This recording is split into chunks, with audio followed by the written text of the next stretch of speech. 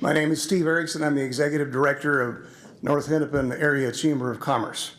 And we're here to once again participate in a long-term tradition for us, working in partnership with the League of Women Voters and putting on several candidate forums throughout our cities, Brooklyn Center, Brooklyn Park, Maple Grove, and Osseo. And this is a wonderful, uniquely American enterprise, and we get a big kick out of it, and I hope that you will too. Remember that it's a forum, not a debate. The format's a little bit different from others, but this is a rare opportunity. You're going to have some instructions from our moderator in just a second. I want to thank the League and Bonnie McIntyre from the Chamber, also here. Joe Paquette, who's the chairman of our Government Affairs Committee. And I'd like to introduce you to our moderator from the League of Women Voters, Kirsten Chomey. Thank you. Good evening. On behalf of the League of Women Voters and the North Hennepin Area Chamber of Commerce, I would like to welcome you to the Candidates Forum this evening. We are pleased to give you, the voters, this opportunity to get to know the men and women vying for your vote. Our number one goal is the community engagement of informed voters, so we are so thankful that you've joined us. The League of Women Voters is an organization that is nonpartisan and volunteer-based. It is organized at the local, state, and national level to encourage citizens to participate in government. While the LWV members do study and take stands on issues, we do not endorse nor support political parties nor candidates. The LWV does encourage its members as individuals, as we encourage each of you to get involved in your community and the political party of your choice. However, the views expressed in this forum are those of the individual candidates and not those of the League of Women Voters. By sponsoring this forum this evening, the League provides an opportunity for citizen participation and exposure to the candidates, but again does not provide an endorsement. All viable candidates have been invited to participate this evening. And we are here this evening for our first forum, which is the City Council for the City of Brooklyn Park. And I will get to the introductions in just a moment. In tonight's forum, the candidates will start with their opening questions that they all received in advance to prepare for tonight, in which they have 1 minute to speak. Then our candidates will have up to 30 seconds to respond to each of the questions that are coming from the audience. Finally, they will be given 1 minute for their final statements. Candidates, the League would like to request that you refrain from making any personal attack on your fellow candidates. I'd like to take this moment to point out our timekeeper in the front. She will show you when you have 15 seconds to finish your statements, and then show you when your time has expired. Please finish your statements at that time, as I will be directing the next speaker's turn. The order has been randomly pre-selected. Our ushers are handing out cards and pens as needed for your questions. Please raise your hand to receive a card, or for our ushers to collect your questions so that I can ask them to the candidates. Please follow the following guidelines as set by our partnership. Number 1, the questions again may not be a personal attack on any candidate. Number 2, the questions may not have already been asked. If we get similar questions, we might pool them together to get one question. And again, please write legibly so that your concerns can actually be addressed this evening. Can't read what we can't read. For the audience, please remember to turn off or silence all communication devices at this time. And the co-sponsors have all agreed that no unauthorized photography will take place during the forum, as it is distracting to the candidates. Remember that Channel 12 is broadcasting and rebroadcasting tonight's forum, and copies are available upon request to Channel 12. Let's see, our replays for this evening will be Saturday, October 1st at 1 p.m., Sunday, October 2nd at 7 a.m., and Wednesday, October 5th at 10 p.m. on Channel 12, $7.99 on HD. I'd like to give you all the information.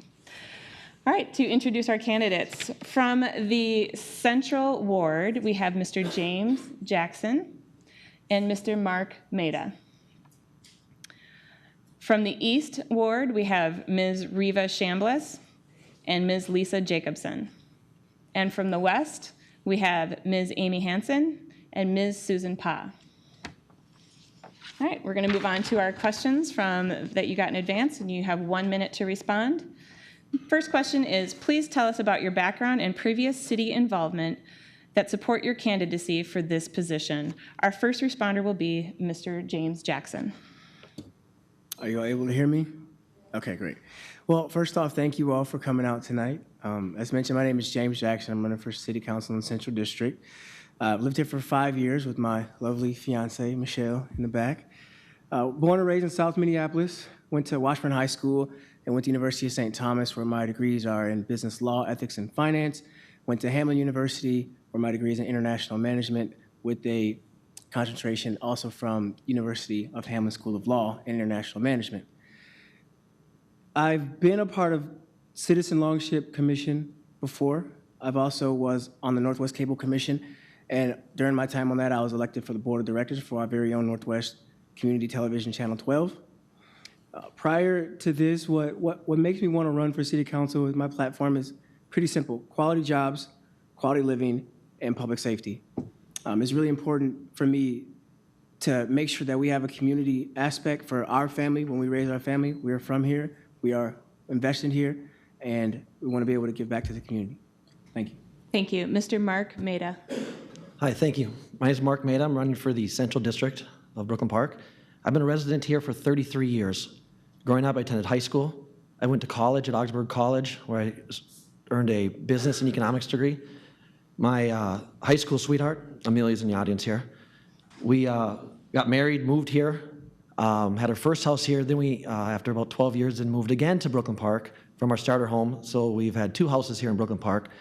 We moved our office building in 2004 from Brooklyn Center and built our business and building here in Brooklyn Park. 18 years ago, I decided to join the volunteer fire department, of which I still hold a position there today. In the past, I had been a member of the City Council, the city's Economic Development Authority, and I'm looking forward to serving you again in the capacity of a City Council member. Thank you very much. Thank you. Ms. Reva Chambliss. Hello, my name is Reva Chambliss. I'm a 16-year resident of Brooklyn Park, but it's not my first round in Brooklyn Park. I grew up in Brooklyn Park in the 1970s, and my brother graduated from Park Center High School. So I do have deep roots in Brooklyn Park and have a passion for the city. I want to ensure that Brooklyn Park prospers for many years to come, that we have safe and stable neighborhoods where people's human rights are respected, and that we redevelop across Brooklyn Park so that people can have opportunities to grow businesses, grow jobs, and create a strong economy in Brooklyn Park. My vision and my agenda for Brooklyn Park is to see that everyone is serviced well in the city of Brooklyn Park, and I want to work with other people. I've served on the Human Rights Commission for 3 years and completed that term. I also serve currently on the Long-Term Steering Committee, which is working on the 2025 plan throughout the city of Brooklyn Park and our goals for the next 10 years. I also served on the Public Safety Task Force and many other community engagement activities. Thank you. Ms. Lisa Jacobson. Thank you. I have lived in Brooklyn Park since 1987. I proudly raised my children here and now live here with my husband, John Jacobson. I've been a hardworking and dedicated leader in this community for all of the years that I've been here. I've spent my professional career in thousands of volunteer hours working with and on behalf of our diverse community in a variety of ways, working on new and innovative programs and projects and seeing them through to completion. Projects like Brooklyn Avenues, like the West African Family and Community Services, the Adopt a Park program, Tater Days, Treehouse, and many, many more. I have seen firsthand the challenges and opportunities that we have before us in the East District and across the city, and I'm grateful that I have had opportunities to work with my neighbors to tackle those issues together. Whether it was my years as a Parks Commissioner or now on the Planning Commission, I listen to my neighbors, my fellow residents, and I want to see changes that will make all of our lives better in the future. Thank you. Thank you. Ms. Amy Hansen. Good evening. My name is Amy Hansen, and I'm running for council in the West District. I'd like to start by saying thank you to the League of Women Voters and to the Chamber for hosting this great event. My husband and I purchased our home here in Brooklyn Park nearly 15 years ago, and we've been raising our 2 daughters in the Hartkoff neighborhood. Over the years, I've volunteered and worked alongside many of our residents, our city staff, and our current council. But I am most proud that under my leadership, our city was proclaimed a yellow ribbon city by the governor in 2012. A few years ago, I was appointed to the Planning Commission and quickly became the vice chair of the commission. I understand and know that great things are happening here in Brooklyn Park. Crime is at a 30-year low, but yet our residents need to feel safe and connected in their neighborhoods. We have brought thousands of jobs to Brooklyn Park, but yet we need to provide tax relief for our homeowners here in Brooklyn Park. I'm ready to get to work for all the residents of Brooklyn Park. Thank you. And Ms. Susan Pa. Good evening. Good evening. My name is Susan Pa, and I first want to thank everyone for coming out today and listening to this forum. My husband and I, for 9 years, have chosen to put down our roots and here and raise our 4 children in Brooklyn Park because of all the wonderful people that live in this city. I'm a small business owner for 20 years. I'm an author and a publisher. For 10 years, I've been active in this community, volunteering in Brooklyn Park and across Minnesota because I'm passionate about improving the lives of people and families. I'm the current director of Project Success, which is a project to empower youth in our community. I've been an executive board member for organizations serving residents of Brooklyn Park and managing millions of dollars of funding and strategically planning their organizations' programs and services for the community. I've chaired on the Metro Affordable Housing Task Force, which includes services here in Brooklyn Park. Thank you. On to our next question. What are the most critical issues facing the city of Brooklyn Park over the next several years, and what policy will you support to initiate if elected and to address these challenges? The first responder is Mr. Maida. Thank you. The most important issue is taxes. Over the last 10, 11 years, if everything is approved with the preliminary budget this year, your taxes would increase by almost $20 million over the last 10 to 11 years. That's out of control. The budget we have is about 80% people, which means we have to do something about it, which means jobs are going to have to go, or we do it through attrition.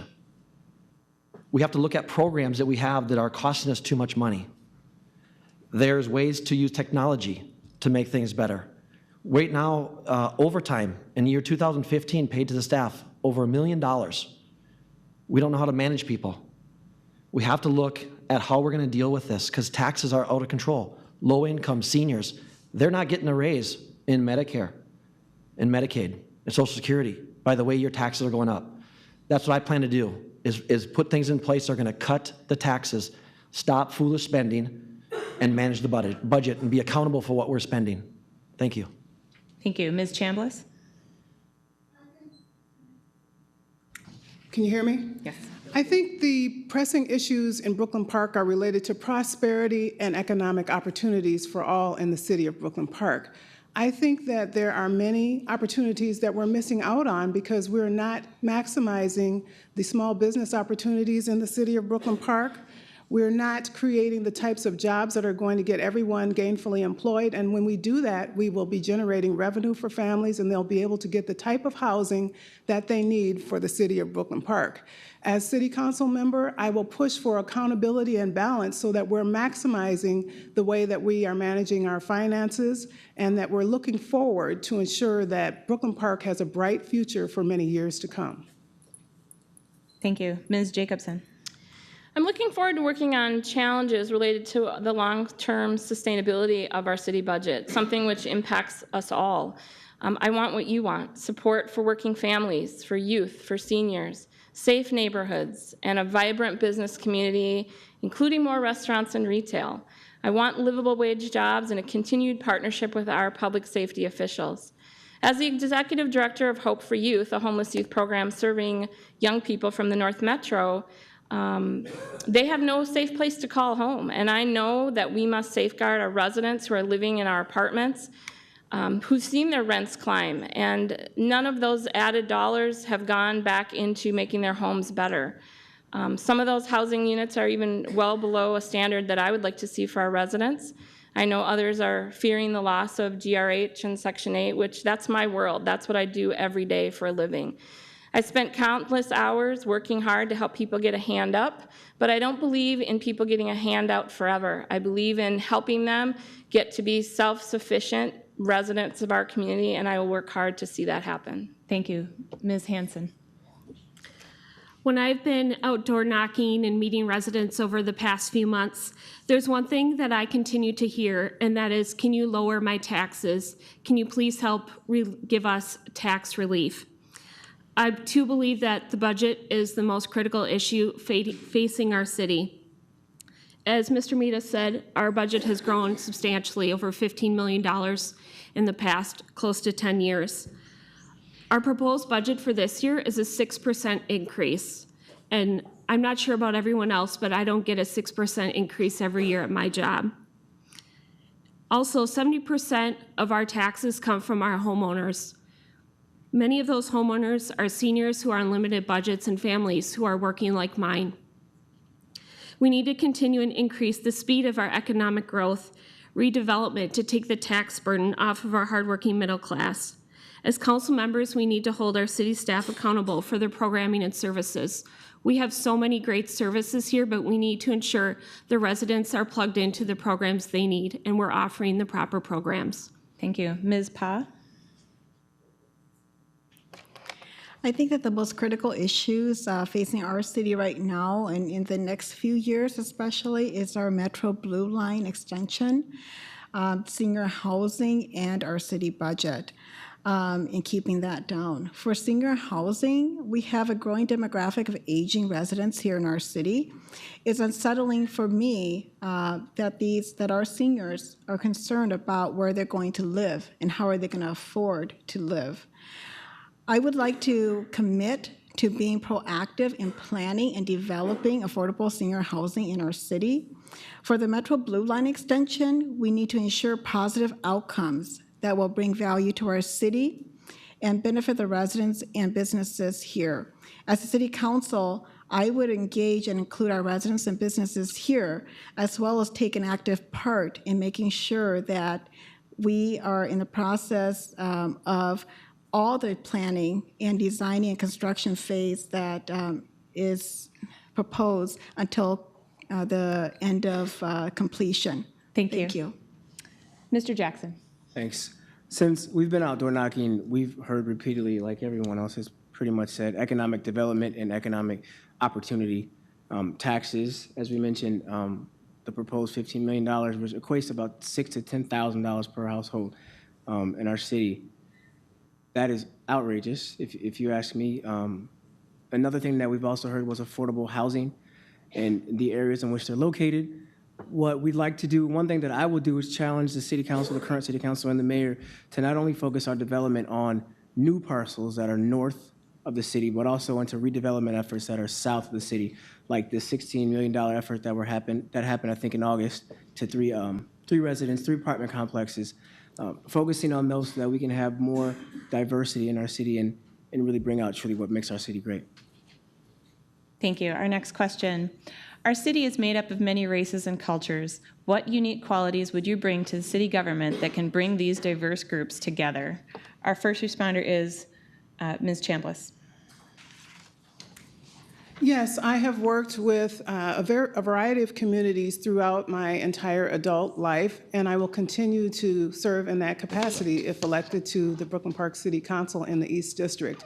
I believe that it's important to have cultural competency in all we do in terms of getting an understanding of our residents in terms of what their needs are. I have done focus groups in Brooklyn Park throughout all of the neighborhoods in Brooklyn Park. I've gone to national night outs and polled our residents and asked them what they want, and also door knocked. It's very important that we understand what everybody wants. Diversity to me means whether you're young or old, disabled or enabled, whether you're an immigrant or a citizen, you all deserve to have a good service by our representatives. And as city council person, I will work to collaborate with everyone in our communities, our city officials, so that we can work together to resolve our problems.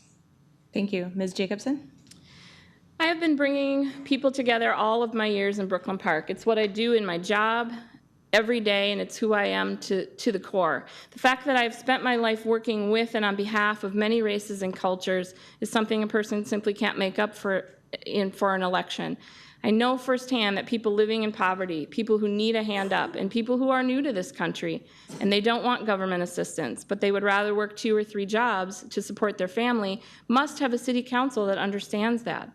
I look at the city council seat as a different way to serve my community that I have been serving for many years. I know what it takes to bring people together to effect positive change, and I am up to the task. I will work to ensure that all areas of our city and all people are successful and that we meet the needs related to housing, transportation, taxes, parks, and programs. Through a well-managed, well-run city, every race and culture benefits. We must recognize that our strength in Brooklyn Park is in our diversity as a community and continually work together to make our city the best that it can be. Thank you. Ms. Hanson? I believe the most unique qualities that I have are my passion for learning, listening, and understanding others, along with my get-it-done attitude. I don't get involved in something just to be a person sitting on a committee. I get involved to make a difference in people's lives.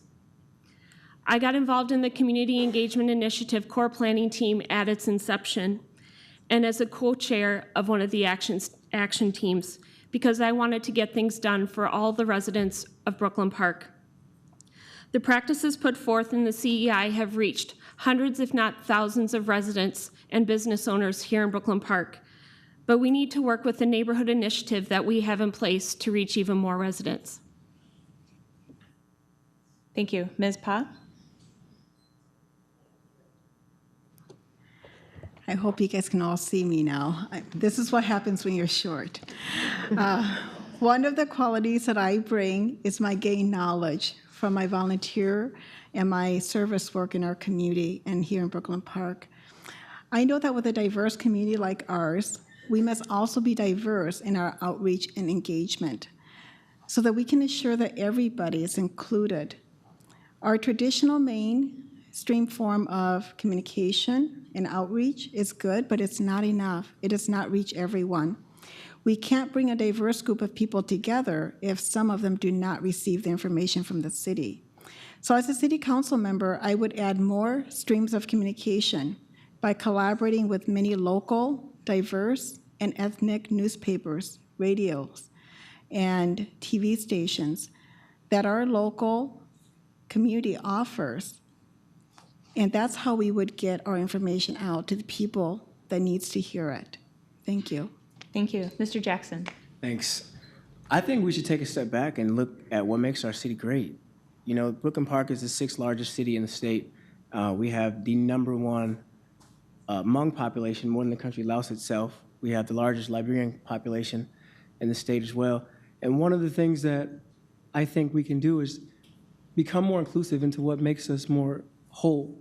One of the things that I've done outside of that, our campaign has already been starting to work with Deputy Sergeant Bruley down at Zanewood Mondays and Wednesdays with the youth, and just simply playing basketball, letting them know that it's okay to trust politicians, it's okay to trust city officials, and it's okay just because the color of your skin doesn't necessarily make you a bad person.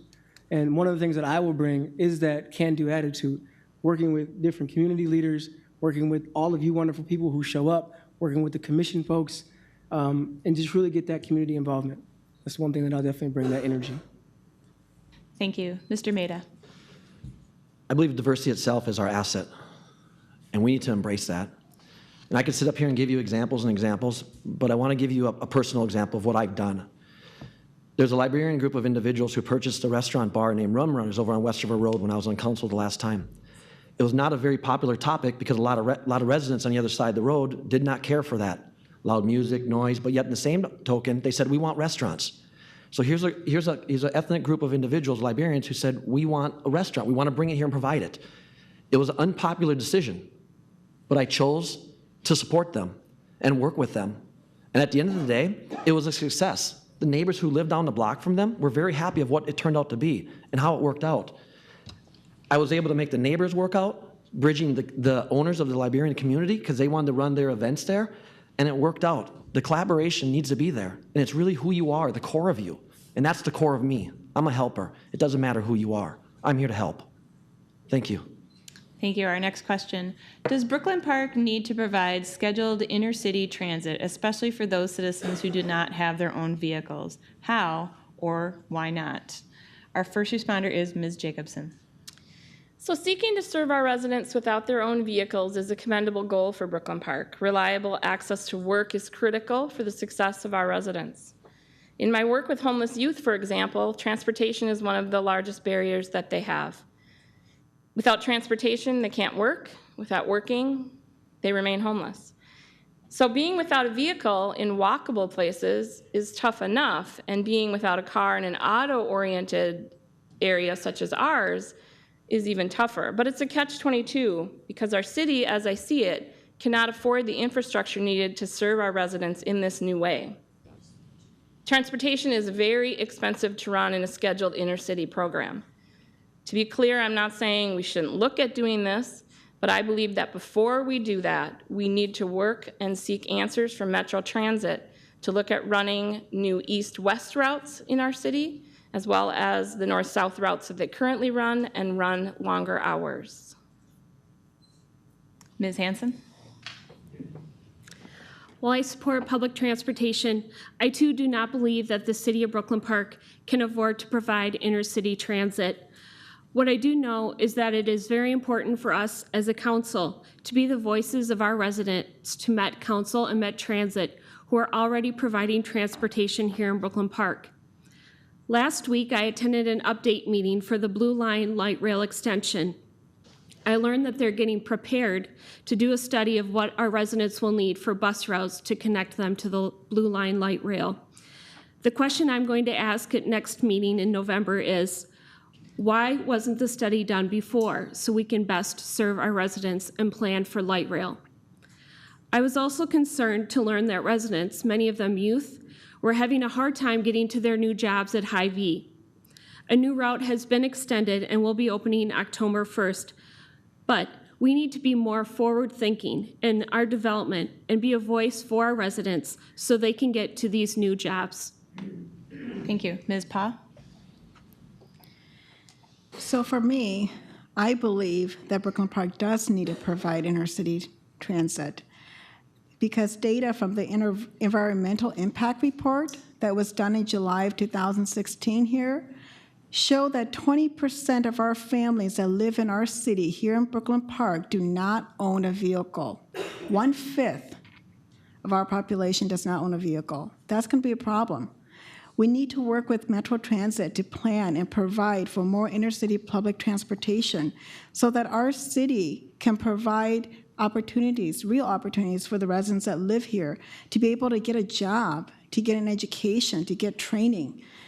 Because creating opportunities is not just something we say we do. We actually have to be able to do that through access to transportation, because sometimes that is the big factor for people to be able to get access to resources and jobs. Thank you. Mr. Jackson? Thanks.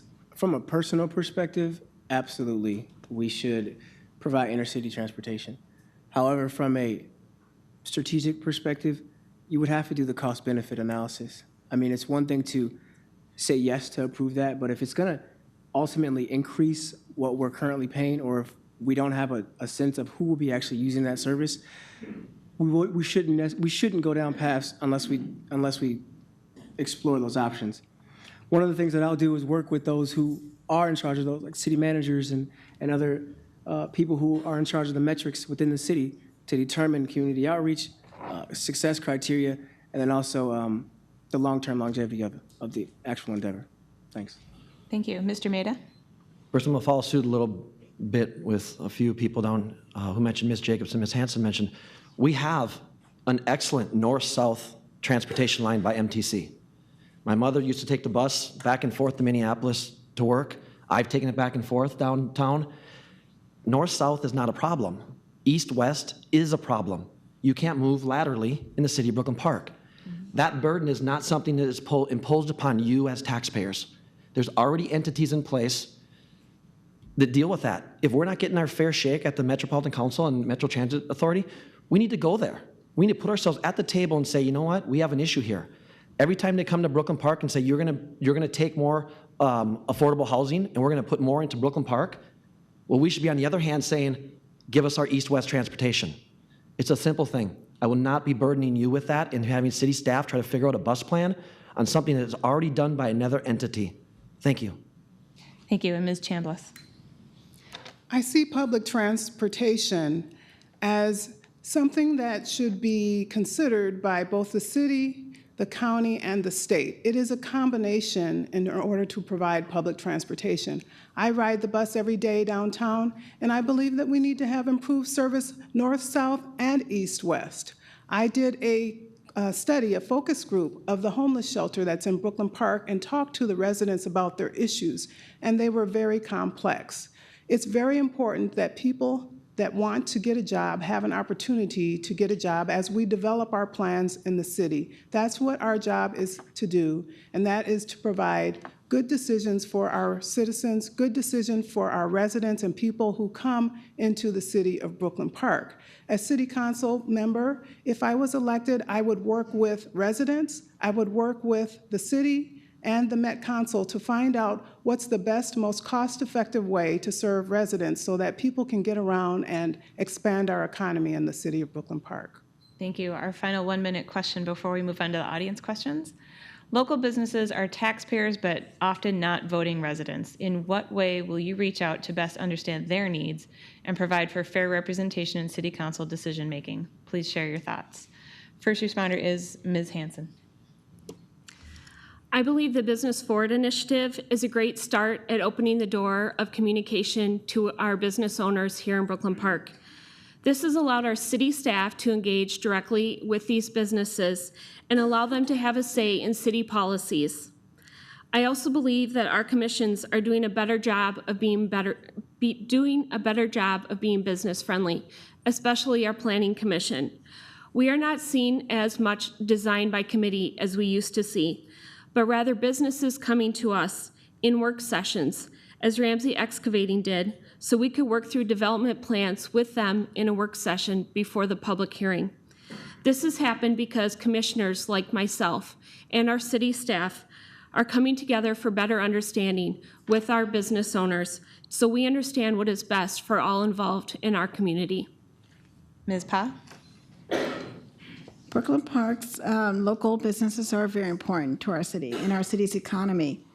We need to work with our local businesses, especially our small businesses here, to provide them with the necessary support and resources that they need to run their business. I've been a small business owner for over 20 years. I know what it's like to be a small business owner. I know the challenges and the struggles that businesses go through.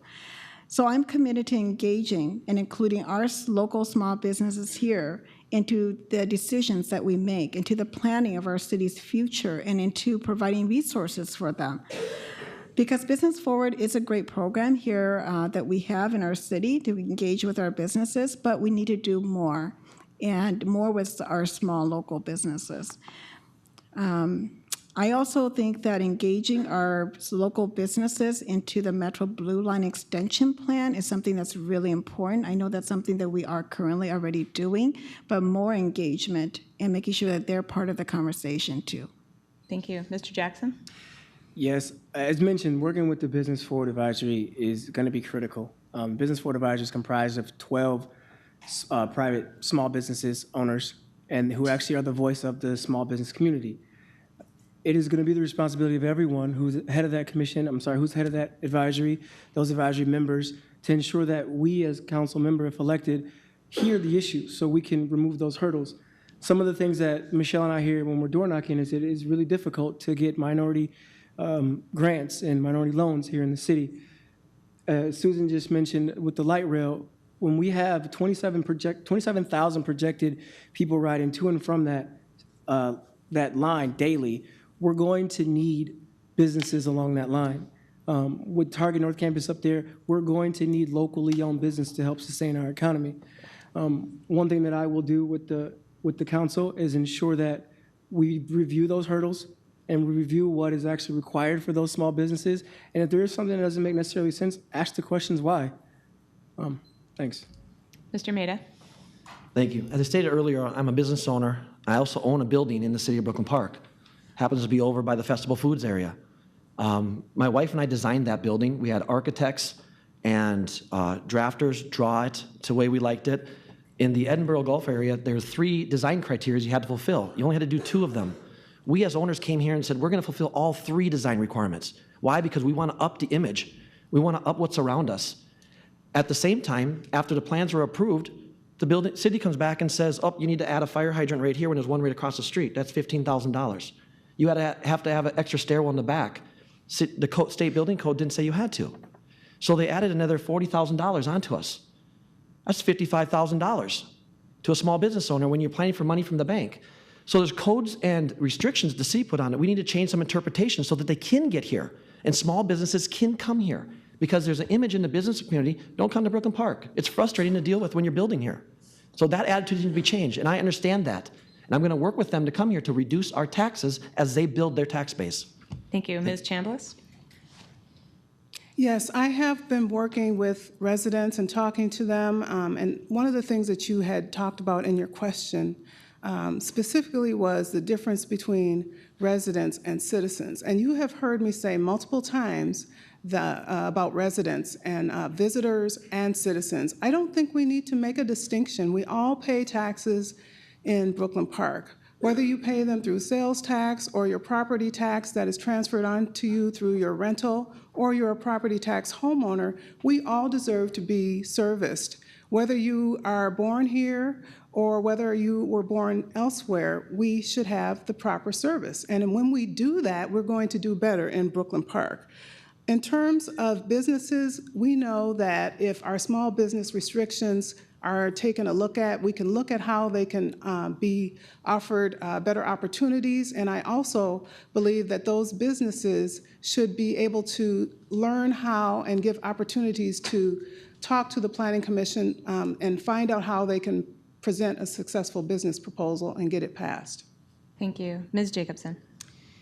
As others have said, we as a community currently do have several ways to reach out and support our local businesses. I have spoken to business owners who feel connected to the work in the city, even though they don't live here, through initiatives like that Business Forward, which engages them to create a better business climate in our city. The city also helps to identify locations for businesses and identifies financing alternatives as well.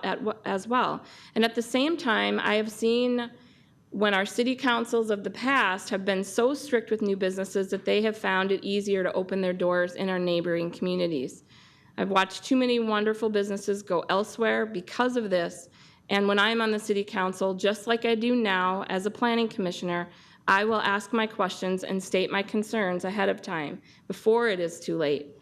I want to see a variety of businesses succeed in Brooklyn Park, our new businesses and existing businesses, and will work hard to listen to their concerns. I will also be proactive in reaching out to potential new businesses to look at our city as a viable location. Thank you. We're now moving on to the questions from the audience, in which you have 30 seconds to reply. So our first one is, Minnesota legislators have expressed concerns about losing too many seniors to other states. What can Brooklyn Park do to encourage seniors to stay in our city? Our first responder is Ms. Pa.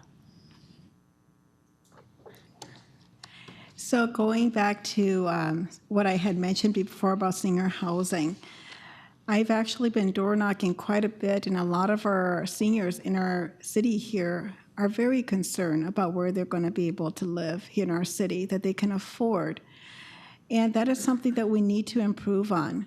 And I would be committed to building senior housing here, affordable senior housing, that's in a safe area where we know that our seniors can afford it, that they will enjoy living there. So that's something that's important. Thank you. Mr. Jackson. I think a lot of people are afraid of saying what needs to be done, and that's asking the question. I mean, you'll be amazed on how much you can learn by asking and listening and truly understanding what people want. Some things that we've heard is the quality of living. Some of our senior homes are not necessarily kept up to par. And one of the things that we want to do is ensure that we are reinvesting in reinvesting those redevelopment opportunities for those cities. But then also asking, what is it that's going to keep you here in the city? And again, promoting that sense of family that we're built on. Mr. Maida? My full-time job is home health care. I keep seniors in their house so they don't have to go somewhere else. The taxes that are being assessed to them are not in the same relationship to what they're getting. They're having to budget themselves. Everybody's having to budget them even critical because they're on fixed incomes. So that needs to stop. And it's just a trickle-down effect. If they keep getting taxed more and more, they can't live here. It's going to be more than just the seniors are going to be moving out here after that. So taxes need to be dealt with.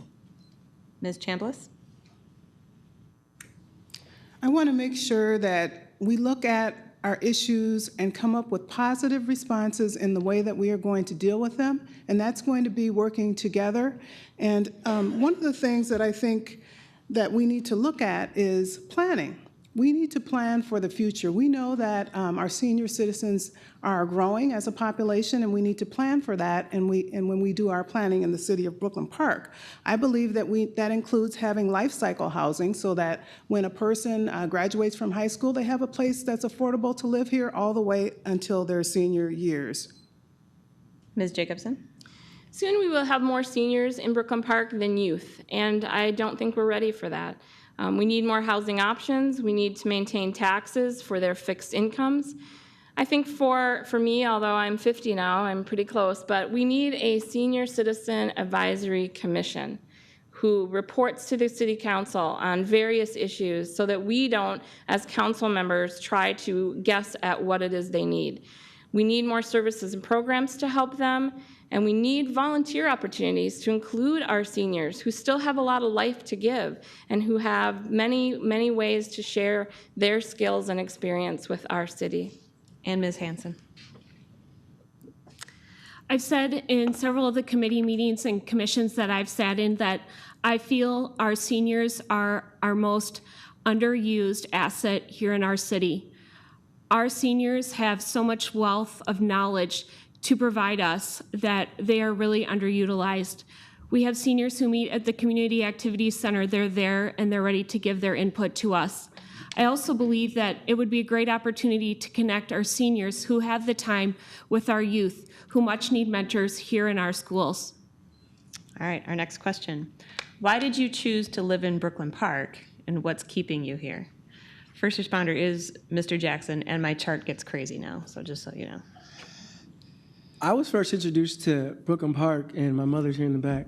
We used to drive from Minneapolis to Fleet Farm, and I always wondered why, but she would go there and get these big air fresheners. And it was one of the only places that had those, and I still remember it today because I live less than a mile from there. But what keeps me here is the sense of community. Like, I can look out my door and I can see a Muslim family, a Guyana family, an Indian family, a Caucasian family, an African American family, Michelle and I. And to me, that is something that I want to invest in. I want my children to grow up in a community that is truly diverse. Thank you. Ms. Chambliss? I moved to Brooklyn Park because I've had a history of living here before, and I wanted to come back. And when I had an opportunity to build my home and I found out that there was a lot that I could purchase, I made a beeline to Brooklyn Park, and I've been happy ever since. This is a wonderful community. It's diverse with great paths, and I see a bright future for our city, and I want to continue to work with everyone to ensure that that bright future continues on the same path. Ms. Hanson? I chose to move here because my husband was a lifelong Brooklyn Park resident living in Maple Grove, and we wanted to be closer to his parents who are here tonight because they help us raise our children. We choose to stay here because of the community that is here. I grew up in a town of just over 1,000 people, and as soon as I got involved in my Crime Watch group and started it in my neighborhood, I had that small town feel that I wanted to raise my children in. Mr. Maida? Back and I want to, my dad's in real estate, so he drove me and my then girlfriend around looking for houses. She looked at one house in Brooklyn Park, and she said, that's the house I want. I said, but let's go look at some more, because that's the way I am. I'm a big shopper. We looked at 30 other houses between Maple Grove, Plymouth. The bang we got for our buck in Brooklyn Park was better than you can get anywhere else. Plus everything else that went along with it, the neighborhood, fully developed, the community, the people. We got so much more in Brooklyn Park. The value of that house was tremendous. I didn't have to worry about replacing half my fixtures and didn't have to worry about shag carpet and orange countertops. So thank you. Ms. Jacobson. I chose to move to Brooklyn Park right after college. I was born and raised in Robbinsdale, so I felt like I was just far enough away from my parents as a young 21-year-old to still be there if I needed something, but I was far enough away. I lived first in an apartment on 65th and Zane, and then built my first house when I was 23 and in the East District, and have made a decision when I had children that I wanted to raise them here in this community. What keeps me here are the people. I have met so many amazing people, and the sense of community that we all have is unlike anything I have seen in my career in any other community. Thank you. Ms. Pa. So what brought me to this city is the diversity that we have here. I love the diversity that we have here. When I go out to the stores, I can hear different languages being spoken. I meet people from all different backgrounds and cultures, and I love learning about other cultures and the way other people live and their history. What has kept me here is the beautiful parks, our beautiful city, the development that's coming in here, and the people. Next question. What type of housing do you think Brooklyn Park needs? First responder is Mr. Maida.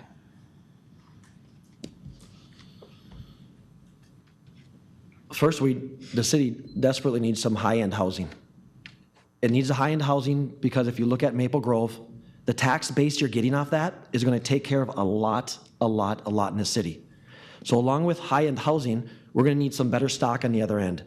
Because right now we have a lot of housing that are falling apart, and we're about that time frame when houses have to actually have a cycle. City of Brooklyn Park has a program where we purchase up rental property and older houses. Instead of trying to refurbish them, we probably have to start taking them down so we can build some new affordable housing, because that's the two ends of the spectrum we don't have good of. Mr. Jackson? Yeah, I think we need affordable housing. What I'm noticing a lot is we're segregating where our affordable housing is at. Our city has a requirement on how many houses we need to have.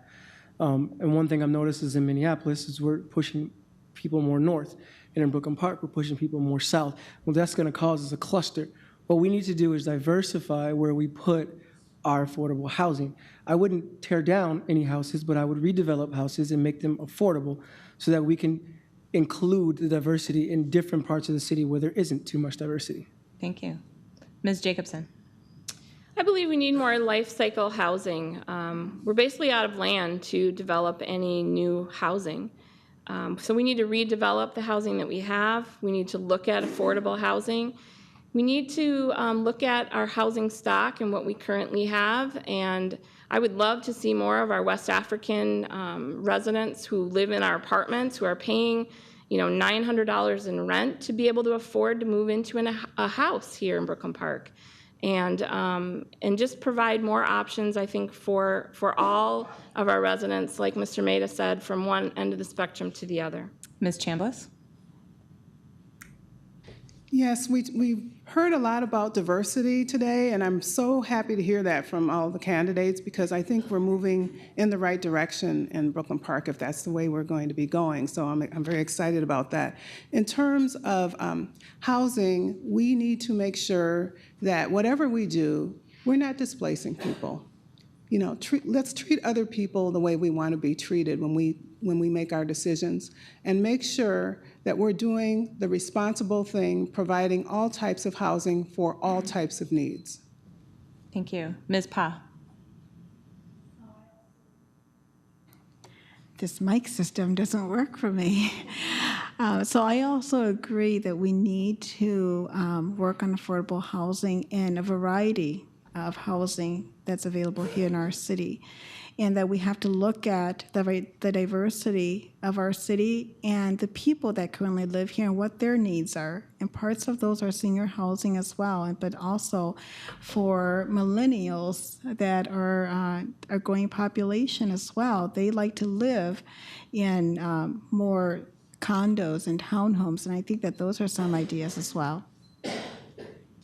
And Ms. Hanson? I agree with many of the things the candidates all said, the life cycle housing, the affordable housing, housing for our seniors. But one thing that my husband and I have encountered is that we bought our starter home here nearly 15 years ago, and the next level of housing for us is not affordable. I can't find a house in Brooklyn Park for under $300,000. That is really a next jump up from our 3-bedroom, 2-bath home. So for me, I would like to see more housing for working families like mine, brand new housing that is yet affordable for all of us. Next question. What is the most important function of the Brooklyn Park City Council, and what or how will you affect that function if elected? Our first responder will be Ms. Jacobson. I think that the city council has to be the voice of the residents. The city council are the lucky ones to have the microphones in front of them on Monday nights. But they shouldn't come with an agenda or an ulterior motive to take that seat, but rather serve the residents who elected them to get into that seat. And when we vote on things as a city council, while we are elected by our districts, we vote for the whole city. This whole city council votes on light rail, even though it's in the West District. So we also need to keep that in mind as we look at our city council being that voice for all of our residents. Thank you. Mr. Maida? The most important function of the city council is to adopt policy and procedure and be fiscally responsible with your money. It's a simple fact. And listen to the residents for the different things that change, because every year something's different. Every 2 years, there's another group of council in there. And working with whoever gets elected up here, because you need 4 votes to accomplish something. One person as an outlier is never going to do anything. So you got to be able to work with your council members who are up here, because you need 4 votes. And together, make the city a better place. Policy and procedure, work with your council members. Thank you. Ms. Pa? So for me, I think that the most important thing is that the city council is physically conservative and responsible with your tax money and the way that we spend it, and that we need to cut wasteful spending, because unless that happens, our taxes goes up. Also, that we need to listen to the residents here. We need to engage with them. We need to include them in the decisions that are made that affects them. Ms. Hanson? I believe the most important function of our city council is to serve our residents. I've been attending committee meetings and commission meetings and being involved with my neighbors since I moved here. And it's our job to listen to what they want. And the thing I keep hearing is that we need to be responsible with their tax dollar. We need to put policy and procedures in place that serve the most residents they can, but we also need to be mindful of our money that we are spending our residents' tax dollar. Ms. Chambliss? I believe that one of the greatest needs of residents and businesses is security. We want to make sure that our dollars are secure, our homes are secure, our neighborhoods are secure, and that there is accountability and balance. You want a city council member who you can trust to do the right thing for all of the residents, and do that in a way that is responsible and a way that is business-oriented. As city council member, I would be about business and doing the right thing as a public servant. And Mr. Jackson? I believe the city council's responsibility is to serve the community. I mean, we're a representative of our community at large. And I think this is no shame against the current city council, because I think they do a phenomenal job. But we should be generationally diverse. We should be ethically diverse. We should have representation from different walks of life so that we can provide fresh perspectives and fresh ideas in city council, which our entire campaign is based on. Bringing a new thought leadership to the city, because although we need to ensure that we take care of our seniors, it's also attracting that younger entrepreneurial spirit. Thank you. Taxes in Brooklyn Park have steadily increased in the past 10 years, along with the city budget. What are your plans to address this if elected to city council? If you give specifics, that'd be great. Ms. Pa? So our taxes have been going up. I think the last time I read, it was 6% that was proposed to be going up soon here. And so for me, I think bringing in new development, I mean, we have a lot of undeveloped land. bringing in businesses and companies that will create jobs here, but also contribute to our tax base. That's one way that we can keep our taxes low for our homeowners here. Ms. Jacobson? I agree that we need to expand our tax base so that we take a little bit of that load off of our residents and put it on our businesses that want to come here.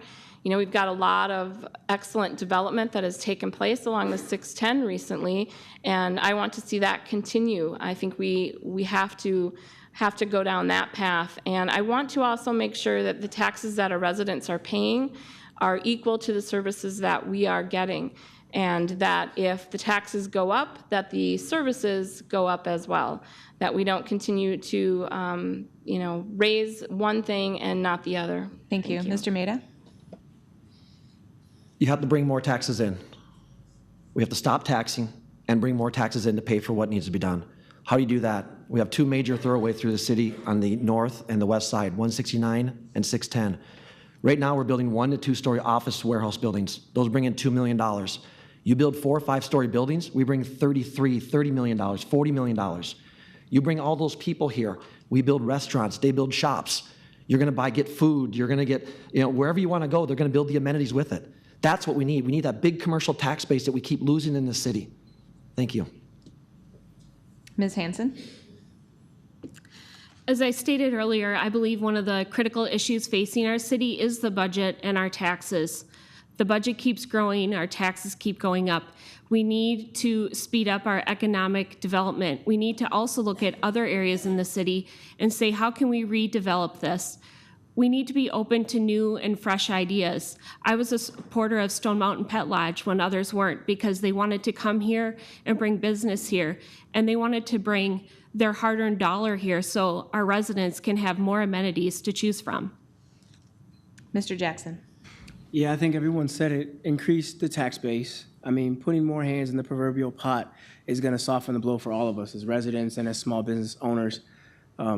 One thing that we need to focus on is how. How are we going to make the city more attractive to those development companies? I understand we have undeveloped land in the north, but we have opportunities and parcels in the south that we can use redevelopment, and we can expand along those lines as well. So one of the things I would challenge the council with is not only focusing on the new development, but the redevelopment as well, because at the end of the day, it's our responsibility to ensure that our residents don't feel the impact. And Ms. Chambliss? I want to ensure that we look at multiple opportunities to make sure that our budget is balanced. Look at multiple opportunities to generate revenue, not generate taxes, generate revenue. The way that we're going to improve is to make sure that we're managing our expenses, and we're looking for opportunities to increase income in multiple ways. As a city council member, I would work with consultants who know how to do that, work with our other city councils so that council members, so that we can get the job done to ensure that we can move forward positively in our city. Thank you. Please give us your definition of safe and connected neighborhoods in Brooklyn Park. First responder is Mr. Jackson. Safe and connected neighborhoods. To me, that it means that we're properly policed. We're going to have more areas that are going to require more police. But a safe environment for me is a community environment. It's not just the responsibility of our first responders to keep us safe. It's our responsibility as community members to keep our neighbors safe. Like I mentioned at the beginning, the reason that Michelle and I are going to have our family here is because we believe it is a community effort. And with Hmong populations and Liberian populations, those communities and cultures depend on that community relation. Thanks. Ms. Pa. So for me, safe and connected neighborhoods mean that we should feel safe where we live. I recently had something that happened to me that I had never experienced before in my life, and that was that I was mugged recently, not here in California, where I grew up as a child, and that was something that taught me that this is not the kind of place I want to live. So I'm so glad I live here in Brooklyn Park, where I don't have to fear getting mugged. And so, having safe neighborhoods, and then also getting to know your neighbors so that your neighbors and yourself can look out for each other. Ms. Hanson. To me, the definition of a safe and connected neighborhood is the neighborhood I live in. The 35 homes that are in my Crime Watch group, we all feel safe with each other.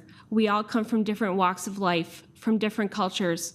But I know that I can go to my neighbors at any time and knock on the door and say, my dog get out, can you help me find him? We've actually done that for each other. We banded together to fight crime. That is how we became so connected. We found a common cause to come together to provide a safe neighborhood for our children. Mr. Maida. My street that I'm on is the definition of diversity. There's everybody, different cultures on that street. To be able to, the ability to walk safe and from harm's way, that's the definition of safety for me. To have your neighbors know who's in what house, know who belongs there. Everybody as your group in your area, your neighborhood, whatever your block is, they need to know who each other are, support each other, welcome each other, understand each other. That's the definition of community. Ms. Chambliss. Connected communities communicate with one another, they problem solve together, and they talk about their issues and how to resolve them. And that's one way to ensure that we have safe and stable neighborhoods where everyone's human rights are respected. I think it's very important that we look at prevention in terms of issues with safety and look at working with our youth so that they have positive avenues to use their time. And Brooklyn Park has done that. I think they should continue on that path, and we will have safe and stable neighborhoods. And Ms. Jacobson. We're not in fear in our homes. We work in partnership with our police. We work together for the betterment of our neighbors, the children, the seniors, and everyone in between. And we watch out for each other. That's my definition of a safe and connected neighborhood. We are like one big neighborhood here in Brooklyn Park. You see it on National Night Out. It's amazing. Most communities can't even compete with us in National Night Out. And so we just need to continue to stay in partnership with our police to keep us safe and stay connected. Great segue into this one. If elected to City Council, how will you work to improve community relations with Brooklyn Park Police Department? Our first responder is Ms. Hanson. I think we have some great programs in place with our police department, but I don't think they're being utilized well enough. I know we have a crime prevention association that is beginning to grow, but for the past few years, it's only been a handful of residents. We need to get more of our diverse residents connected to this program so everyone can feel connected to our police department. I also attended Diversity Day that's put on by the Multicultural Advisory Group. I was actually sad to see that there weren't more residents there. I could actually find a parking spot at Central Park. I'd like to get our residents more connected with the programs that our police department already has. Thank you. Ms. Jacobson? I believe that we have an excellent police force here in Brooklyn Park. I've spoken personally to the chief about issues that have come up in other communities and how I'm grateful that we haven't seen that in our community. And I know that they're committed to work hard and to meet with our residents to ensure that we are all, on the same page about various issues that our Liberian new Americans understand what our laws are and so that they can stay kind of clean from the police and that we're not getting into any kind of situation that we don't want here in Brooklyn Park. Thank you. Ms. Chambliss? I think we're going to want to look at making sure that we have thriving neighborhoods where people are engaged. When you have a neighborhood, when you have people that are doing well, when they're working together, when they're talking, we have our neighborhood groups, we do have our National Night Out, we are going to have good community relations. And we also need to work with our police department, and that doesn't always mean expanding the budget. Right now, we're at 47% of our budget is going to the police department. And there are other ways that we can also work to resolve our problems besides just adding more force. Mr. Jackson? I do believe in proper planning, but sometimes you just need to go out and execute.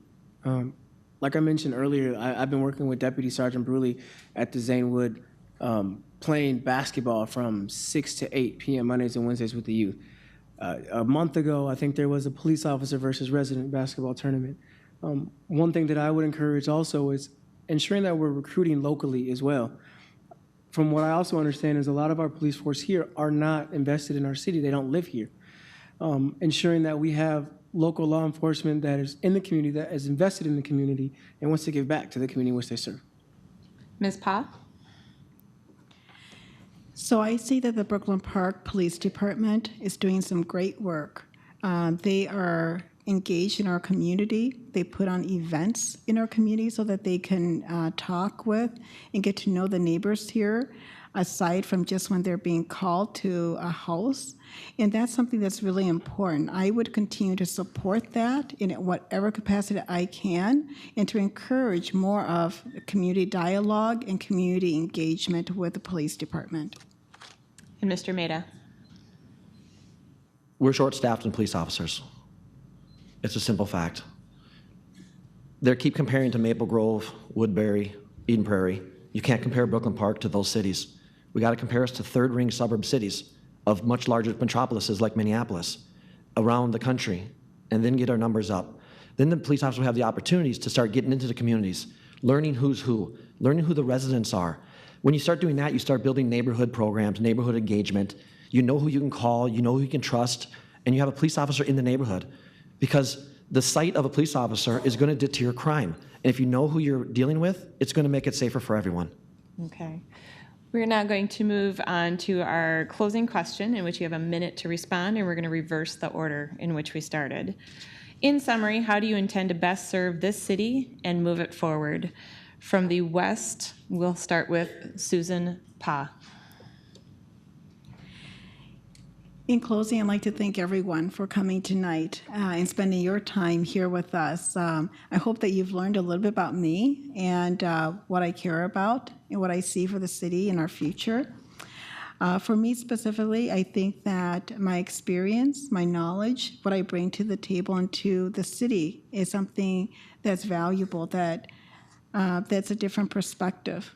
That's something that could be a benefit to our city, especially to a city this diverse, because there's things that you know through lived experiences. There's things that you know about because of the different perspectives of the people that you've worked with, because of the things that you have contributed to, the projects that you have worked with.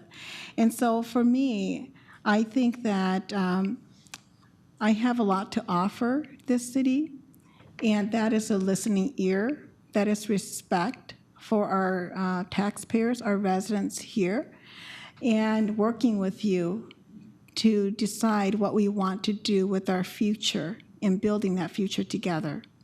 Thank you. Also representing the west, we have Ms. Amy Hansen. I'm going to do what I have done since I moved here in 2002. I'm going to continue to serve the residents of Brooklyn Park.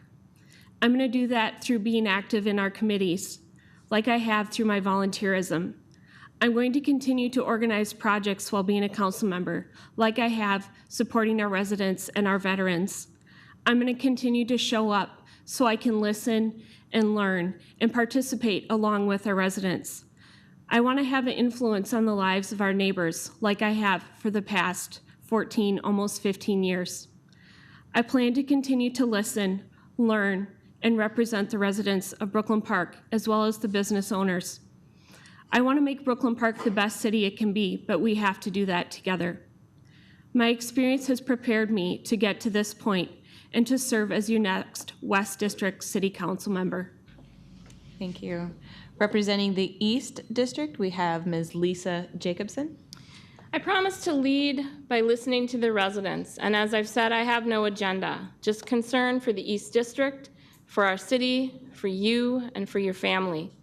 It is only in working together that we can keep heading in the right direction, make needed improvements, and sustain all that is good and make it even better.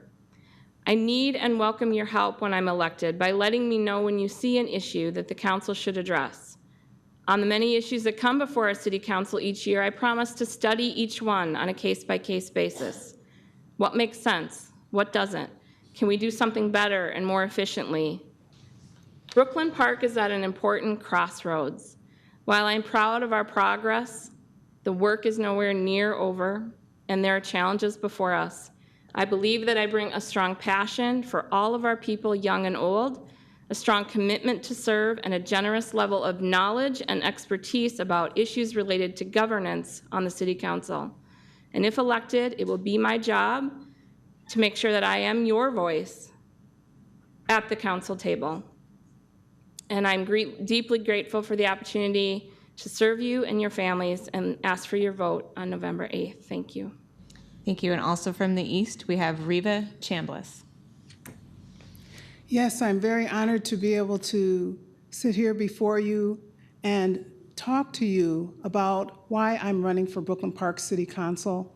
I have been in this community for 16 years serving, been a presence amongst community members, facilitating at tables, listening to the voices year after year after year. You deserve someone on the City Council who you know you can work with, who you know will be able to work with everyone, and who will have your best interests at heart. I don't want to have you vote for me because I think I deserve it. I want to earn your vote. I want to earn your vote by listening to what your needs are, by giving you some of the background and experience that I have, by collaborating with others so that we can have positive solutions to move our city forward. I ask for your support. I ask that you vote for me if you decide to vote early or to vote on November 8th. If you want to find out more about me, you can go to my website, voteforreva.com. Thank you very much. And vying for the Central District, we have Mr. Mark Maida. Thank you all for coming, and those who will be watching in the future. This is something I'm passionate about. I love helping people. I do it in my business. I do it for my life. As a firefighter, as an EMT, taking care of seniors, the less fortunate. I have the time to do this job. When you call me, I'm not awesome with the internet, that's why I have 2 teenage sons. You call my phone, I come to where you are. We get the city involved, we figure out the problems, we figure out the issues. We get them dealt with right then and there. It doesn't matter. I've been on the wrong side. I've been on the tough side of things most of my life. And I fight for you. That's what I'm here for. Keep your taxes lower, give you your money back. The city has taken it for so many years. You deserve it. You use it. Be accountable up here for my actions. And treat this office with respect and dignity, because that's what you want. Thank you. And also from the Central District, we have Mr. James Jackson. Well, thank you all again for coming out tonight. It's simple. We're invested here. We're not going anywhere at all. If so happens that we're not elected, we'll still show up to all the city council meetings asking all the questions. I want to represent your voice in the community. Come to the right, please vote for me. I don't have an agenda. I have unbiased opinions, and I'm not tainted by being on the city council previously. This is no shame, but I don't run a 350-person company. So when I'm off work, I'm all yours. And to me, that's something that we need. I will have the energy, the experiential knowledge, and the can-do energy to truly attack the issues that the city faces. Thanks. Once again, on behalf of the League of Women Voters of Brooklyn Park, Osseo, and Maple Grove, and the North Hennepin Area Chamber of Commerce, I would like to thank the candidates for agreeing to participate in tonight's forum. I would also like to thank the voters for attending and participating by submitting excellent questions, and I would like to thank the viewing audience as well. Remember that if we could not get to your question tonight, or you have further questions for the candidates, we invite you to contact them directly with your concerns. Please remember to get out and vote on or by Tuesday, November 8th, as your vote truly counts. Our next forum will be in 15 minutes. Thank you. Thank you, everybody.